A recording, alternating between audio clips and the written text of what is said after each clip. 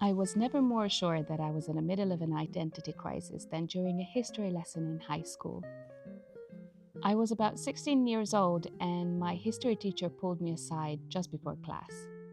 I was being investigated for forgery, but it wasn't because I was signing fake checks. My teacher used to have 6 students come to the front of the class to write a mini test based on the last lesson. However, it was still 3 minutes before the bell, and I was surprised. Normally, I was quite invisible. I thought he might just need help with something like distributing handouts. I didn't think much of it. But then, he pulled out the exercise book I used for those mini tests. Everyone had their own, but you would only ever get to see them when you were actually writing a test. I'd taken a test the previous class, so I thought maybe what I wrote was so bad that he needed to talk to me without the attention of the whole class as to not embarrass me. But it was quite the opposite. I had a top score.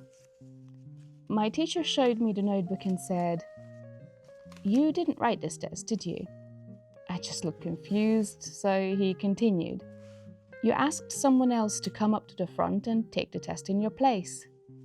I was even more confused and started denying it vehemently. I was never particularly brave. I was way too afraid of authority figures to risk getting scolded. He continued, "I can tell you didn't write this because the handwriting doesn't match the other tests in this notebook." It was a relief when he said that because I knew exactly why I should be off the hook. I told him, "Oh, I know what it is. I just change my handwriting often." He looked unconvinced, and I don't blame him. I told him I could show him my actual notebook, the one I take my class notes in. It would prove that I wasn't lying. He agreed to look at it, but still looked like he didn't believe me. I was a bit offended by his lack of faith. Everyone knew I never got into any trouble. So when I rocked up at his desk with my notebook, his jaw dropped.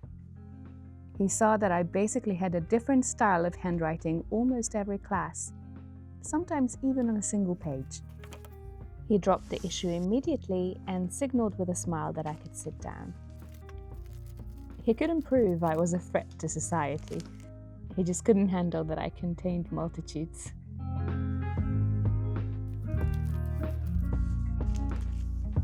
Before this, I never thought it was particularly weird that I had an ever-changing handwriting. But it signaled what I was suspecting anyway. I had an identity crisis. Or rather, I hadn't even settled on one identity to have a crisis over yet.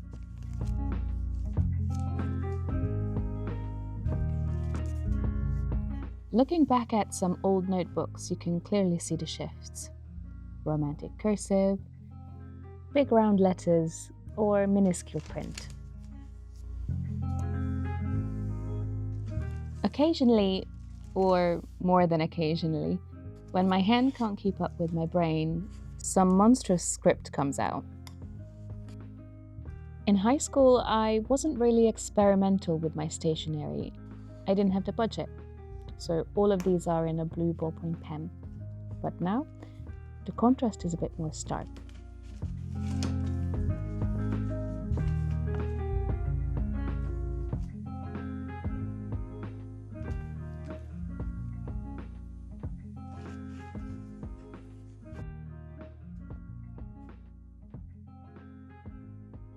I had similar inconsistencies in other areas too. For example, I distinctly remember writing in my journal when I was around 13 that I couldn't pick a clothing style. Should I be sporty or preppy, elegant, emo, or maybe a hip-hop dancer style like in Step Up? I thought things would crystallize as I get older, but they never did. I can't seem to stick with one aesthetic in any walk of life. It's the same with my dream house.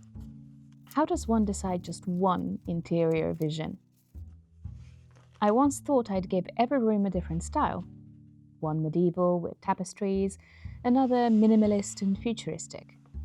That way I don't have to pick just one. But the problem is, I also value cohesion. I want a home and not a showroom.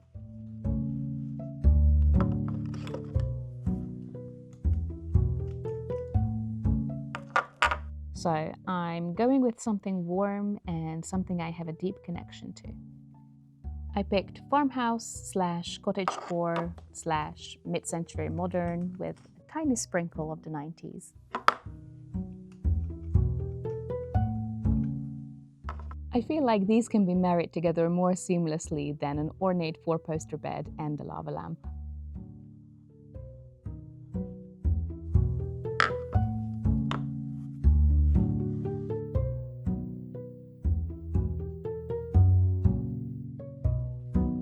Let's look at some of my identities still fighting for space in my planners today. I categorize these into 3 groups. Number 1, the tool. My handwriting style changes a lot based on what pen and paper I use. When I switch pens, my brain switches gears. An elegant fountain pen leads to romantic cursive. An extra fine nib leads to a functional script for my calendar. This is my visual code for facts and data. If I have thin paper, I'll use a fine liner and a utilitarian font to conserve space. If I have a sturdy 120 GSM paper, I might be back at cursive and a broad fountain pen. The ink I use now is also very important. I normally go with sepia for elegant text and keep black as a utility ink for every day. I like to use olive as a middleman, not exactly utility, but also not too flashy.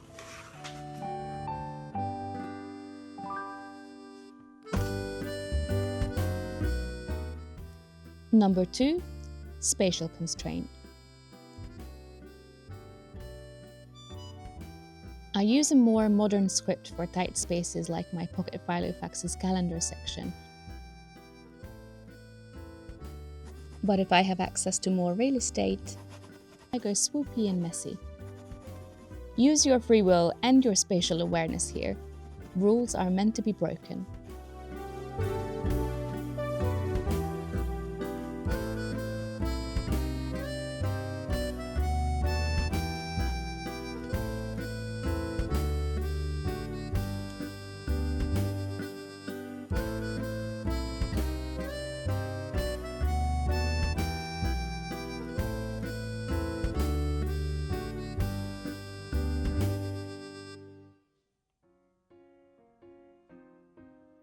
Number 3, the brain state.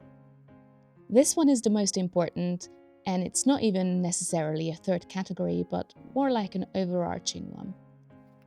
Ultimately, this is what dictates my writing over anything else and can easily overwrite the previous 2 categories. If I feel extra fancy, I might bust out the brush pen, even though my writing still looks like a 6-year-old's with it. It's very dramatic, just like my mood. If I'm frustrated or angry and I need a good brain dump, all reason goes out the window. The page starts composed and ends in absolute chaos. This is where I might start out neat, but end with a cat scratch by the bottom of the page.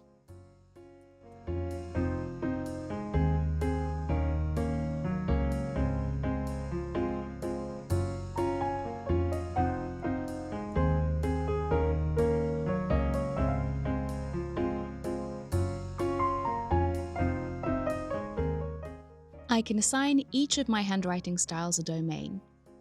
I don't have to choose between them. I can use small and modern lettering for utility-like planning, cursive for diary entries or a passion project, and messy for brain dumps. Pens and notebooks are like costumes for an actor. I don't just change my tools, I change my entire identity to fit the character I am in that moment. I'm just method acting as a productive person on a workday, let's say. We all play different roles. We have a work personality, a home personality, and a with friends personality, among many others.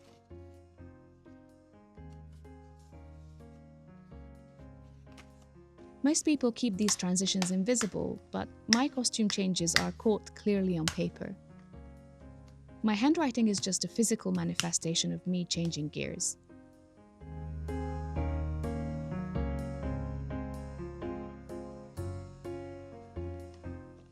When these styles sit next to each other, it doesn't look like forgery anymore.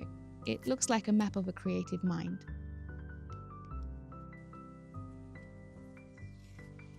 We are taught that consistency is the only way to be professional, but I think there's power in being multifaceted. Changing handwriting isn't a lack of discipline.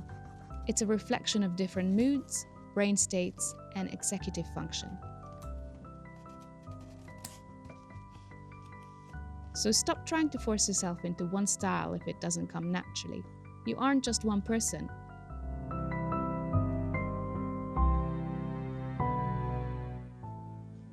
If your planner looks inconsistent, so does mine.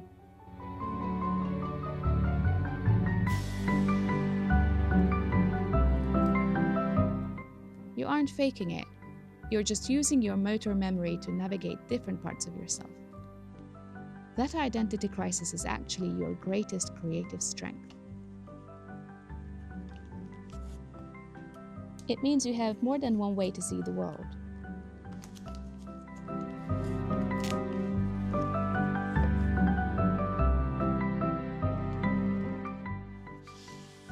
And if forensic experts can't nail you down for something, all the better.